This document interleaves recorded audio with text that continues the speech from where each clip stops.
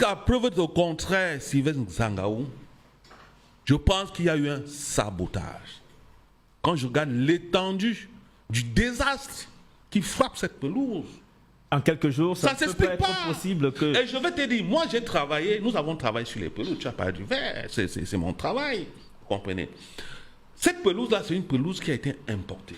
Donc, elle est en situation d'adaptation. Et quand un élément est en situation d'adaptation, ben, il lui faut accorder quand même un certain nombre d'exigences. C'est pour ça que je parle du QHSE qui doit faire ce travail. Le passeport notatum, ou bien le passeport notatum comme nous avons dehors là, mais s'entretient sans problème.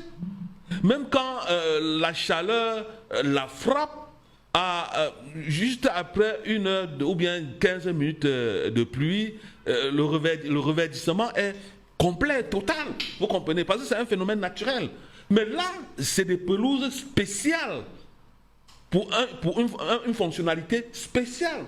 Je dis, à l'heure où nous parlons, tous ces gens-là devaient être devant des enquêteurs qui nous disent exactement ce qui s'est passé. Quand vous versez de l'urée, la poudre de l'urée, c'est quelque chose de très concentré sur une pelouse, sans arroser. 30 minutes après, il y a une réaction. Ça brûle. Or, lorsque vous regardez, effectivement, la pelouse de Japoma, vous avez l'impression qu'on y a versé un produit chimique.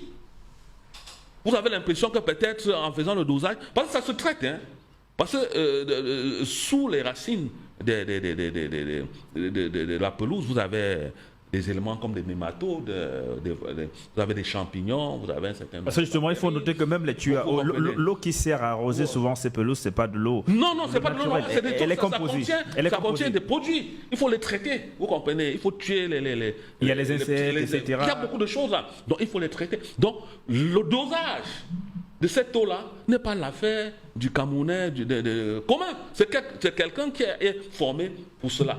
Donc il faut... Mais c'est bien cela, non? Il y a quelqu'un de formé qui tue ça, non? Est-ce qu'il était là? Parce que ce que nous sommes en face de ce qu'on appelle, les qualiticiens appellent ça la non-qualité. Vous comprenez? Donc il y a quelque chose, il y a eu un dysfonctionnement quelque part.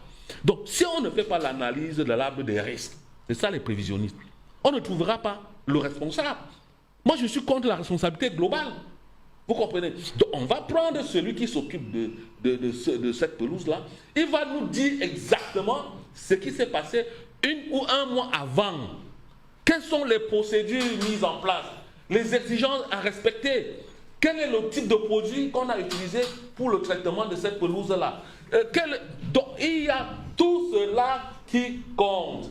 Donc ce n'est pas une affaire de vaudou. Donc jusqu'à ce que on me prouve le contraire, Monsieur Sylvain Zangaou, ce qui vient de se passer au stade Japoma, c'est du sabotage.